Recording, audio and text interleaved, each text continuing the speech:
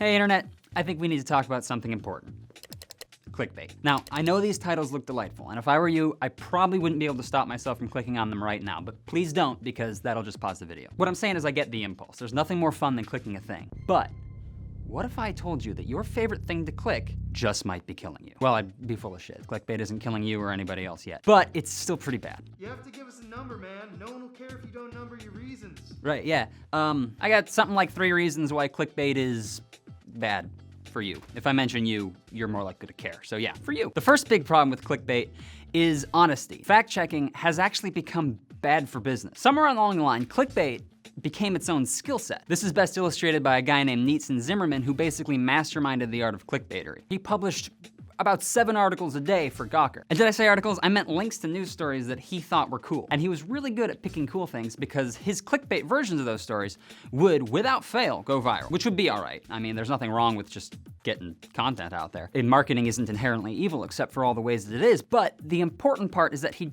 didn't care if his stories were true or not. His job was just to generate clicks, and whether or not those clicks were based on complete fabrications was just a distraction. Like when he posted a story about a man disowning his own daughter after his daughter disowned her son for being gay. That turned out to be bullshit, but he went into the comments and told people that we were right to be suspicious of the story since it was clearly a backdoor marketing campaign for FCKH8. But in his own words, most viral content demands from its audience a certain suspension of disbelief, and overthinking internet ephemera is a great way to kill its viral potential. In my words, dude, how can real stories about actual news that's actually happening hope to gain any traction or exposure when it has to compete with whatever you're making up? But hey, it all worked out. During his tenure, Zimmerman got Gawker more hits than all their other writers combined. So his dedication to phrasing things well allowed other writers to go off and, do all that serious journalism Gawker's known for. This was also the BuzzFeed model. They pumped out a bunch of indiscriminately terrible nonsense and used that click money to fund real writing. And then if any of the clickbait hackery turned out to be plagiarism, they just quietly deleted it all and fired a guy. Is that fine? No, this is absolutely not fine. We're spreading lies and hurting the world. People remember headlines and not facts. Clickbait isn't limited to just silly stories about kittens and lies about movie news. It's also real stories that actually matter. See, all this harmless clickbait lying isn't actually harmless because it's desmartifying the peasantry with nefarious untruths, or if you prefer I use real words, the internet is full of shit, and that's making us all stupid. According to a study by the Journal of Experimental Psychology, a misleading headline makes you more likely to process the information in the article incorrectly. If you read a headline that says, strict diet 2 days a week cuts risk of breast cancer by 40%, that's the information you're going to remember. Not the part where the article says outright, this study is not about breast cancer, and it's misleading to draw any conclusions about breast cancer from this research. You're not going to remember the part where it says nothing reduces anything by 40% of anything because your brain has already locked that first factoid in. And you're probably skimming the rest of the article anyway because your peripheral vision has picked out an article about a woman having sex with a dolphin and you gotta skip ahead and read that. The final point is that somewhere along the line, titles have become more important than content. A lot of you might be asking, correct, why are you complaining about clickbait when all your articles are lists about mind-blowing whatever? Well, I'll tell you why we only write lists, because you don't f***ing click on anything else. I don't compulsively quantify and rank my own thoughts like a comedy robot savant. I just put numbers in my titles, because that way you guys can know how many things you're going to know once I'm done talking. And if I don't tell you,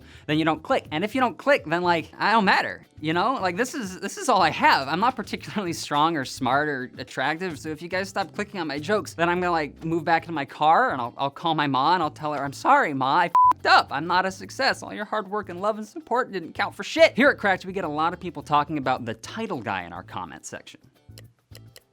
But the truth is, titling is such an important job that pretty much everyone who works here is a part of it. Those 60 characters can be the difference between explosive success and a slow public crucifixion on the altar of disinterest. See, back in the pre-internet era, whenever you saw an article you wanted to read, it was stuck right there on a piece of paper with a big old brand above it. So if you saw, say, President has orgy in giant blowjob fountain, you knew how seriously to take it based on whether it was in the Weekly World News or the New York Times. These days, you get your news on Facebook, probably, where you see the title of the article first and then in teeny tiny grayed out letters where it came from and therefore whether or not you should take it seriously. So individual titles are now more important than any given publication's reputation, which again, kind of makes lying easier. That's why Facebook had to implement a policy labeling all satire as satire. Some people complain that the label would ruin the joke. But the problem is that just like how hipsters will be blatantly racist and then explain that they were just joking so it's fine, the internet had realized that no dude, it's totally satire is a get out of jail free card for being completely full of horse poopy. For example, the National Report just straight up made up a bunch of Ebola outbreaks. No jokes, no comedic twists, just hey look, There's hella Ebola all over everything. Probably including the coffee mug you're drinking out of right now. Gasp, gasp, run away. Then when they were found out, they just threw up their hands and said the stories were satire to cover up the fact that the National Report had turned into that guy from your 10th grade chemistry class who was totally dating this girl named Stephanie, but you wouldn't know her because she lives in another town and doesn't like to go out on weekends, but she's super hot, you guys. It's like National Report, listen, even if we believed you,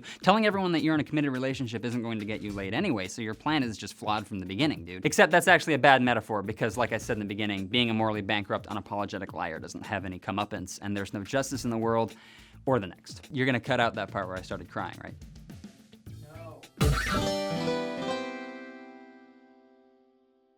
Thanks for watching our video about clickbait. Please leave a comment and then keep coming back over and over again to see how well your comment's doing, just like I'm going to be doing with the view counter in the video above.